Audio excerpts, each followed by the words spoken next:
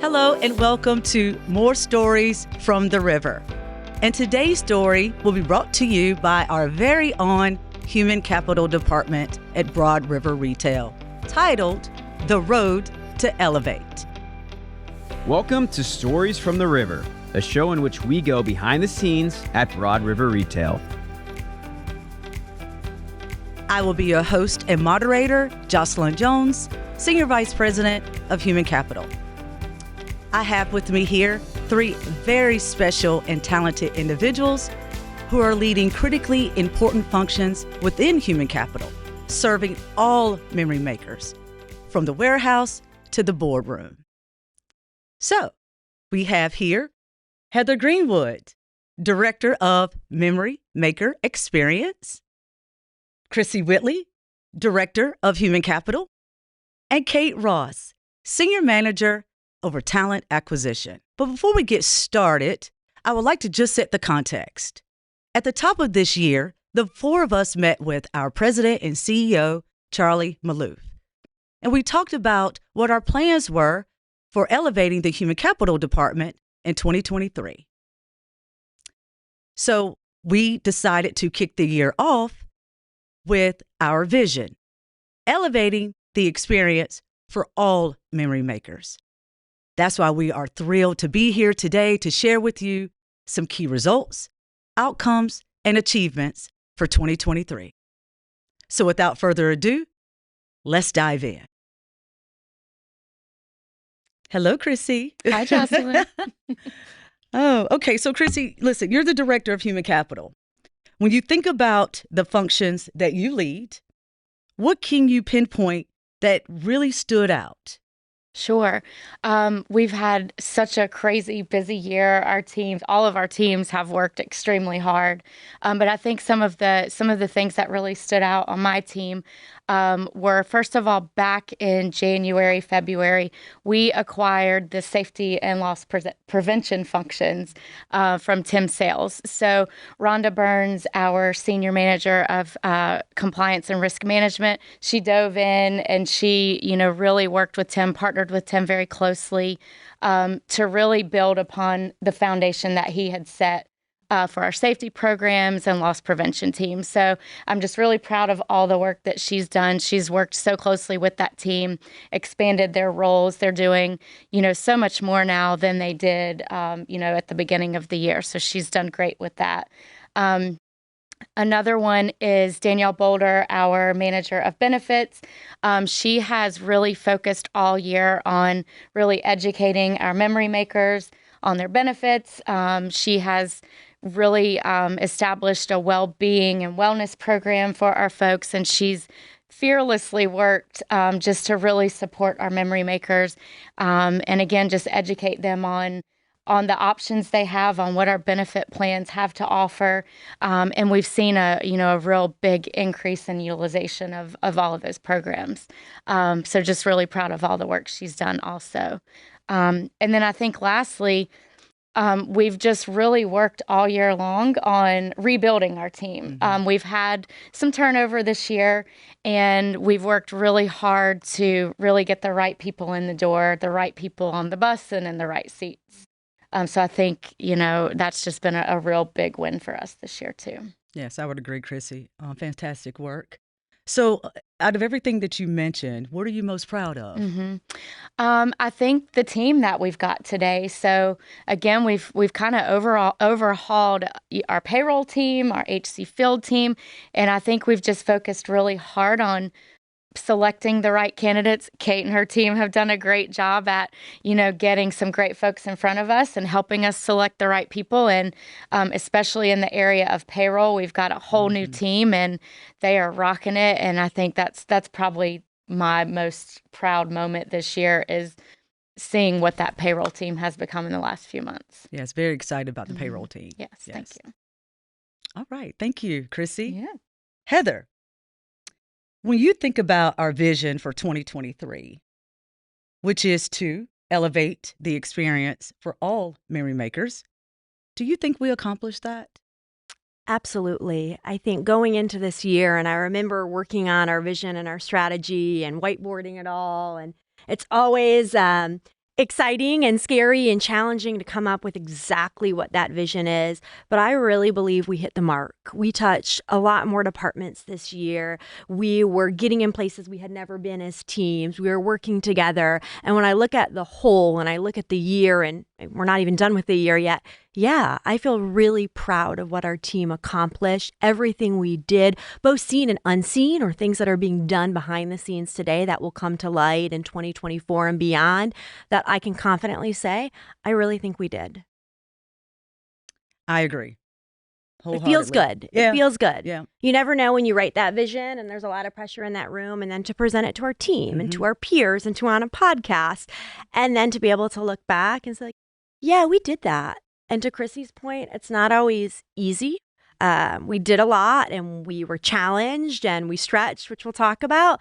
But I just think looking back on the past few months, I feel really good about the work that we've done and every single member of our team and how they've contributed to really the all of Broad River retail. Well said. I mean, I couldn't be more proud. So, yeah, thank you. Thank you, Heather. Of course. Kate. Yeah, I mean, one of the main things that talent acquisition wanted to really work on this year was collaboration and working with others. You know, in talent acquisition, it's very easy to hide behind your computer and just stick on the phones all day. So we really wanted to be better partners, not only to each other in HC, but to our cross-function departments. So really being there to support the departments in more than just placing them, really finding out what they need and how we can be better partners was one of our main focuses. So one thing that I'm really proud of that we did was initiate quarterly recruitment and retention meetings. They are brainstorming sessions that are really fun. So we have some key people from the different HC teams join us. We have different department leaders. And quarterly, we gather in a room, get some snacks to get the brains jumping. And then we just brainstorm different ideas and what one team is doing that's working for recruitment and retention and maybe how we can implement it in other departments. So that's one of the biggest things that I'm proud of this year. That's great. Yeah, it's been super successful and everyone likes it, not just for the snacks, I promise, but it has been really fun to get everyone in a room and just share ideas with each other. Agreed. So, Kate, another question for you. So what did your team do this year that raised the standard around our internal leaders being better trained on the selection process? Yeah, so we have piloted a program for interview training. So we basically worked with our CX department, our customer experience department, and our finance department, went through a training program where we taught them really how to be better interviewers, what they can and can't ask, you know, the legalities behind it, but also what to look for and what they should be asking to get the candidates in the right seat. And it's very hands-on, so it's not just classroom style, but they also do mock interviews with my team, who are subject matter experts in recruiting.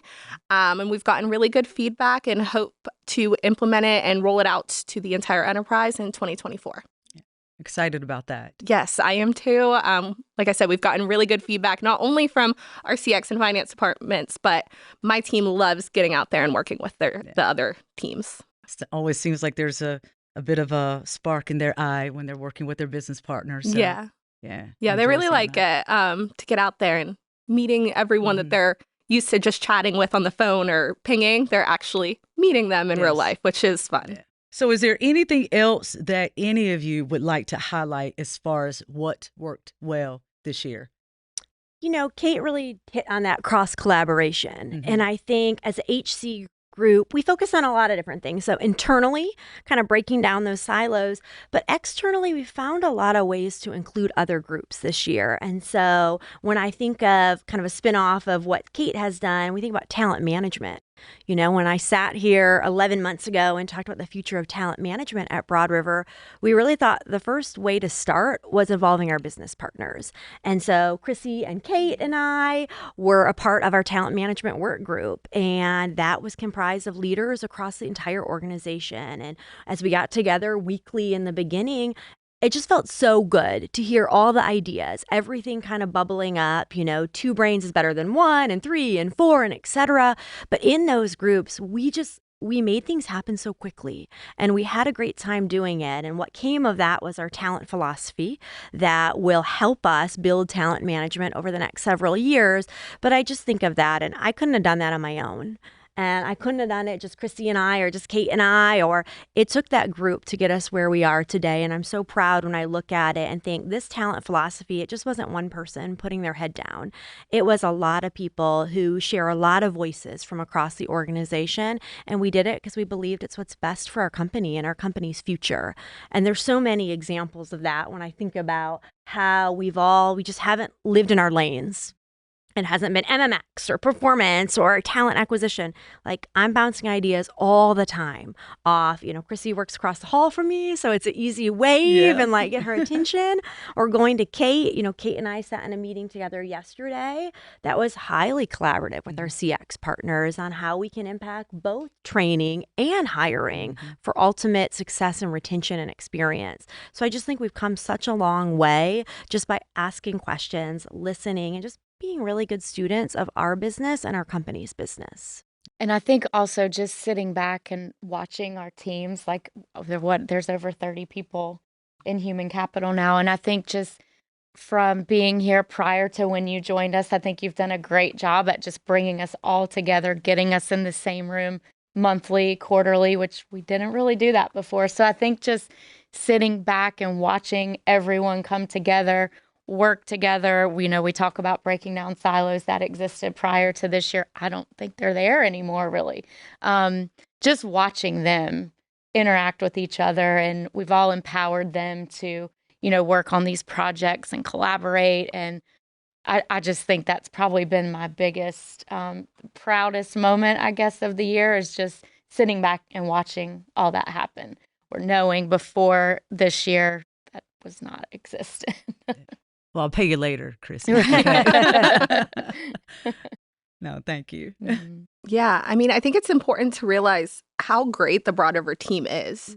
There are so many beautiful, magical people that work here that have different and hidden talents sometimes and different point of views, that it's important to talk to someone that maybe you wouldn't think to bring into something and get their perspective and really build upon ideas together. Like Heather said, two brains are better than one, and so on and so forth. So it's been really cool to see and work with different teams and what they bring to the table and how we can get better together.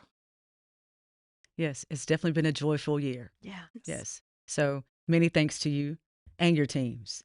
Couldn't have done it without you. Well, that's all we have for you today. Thanks to everyone who joined our road to elevate. Thanks for listening to Stories from the River.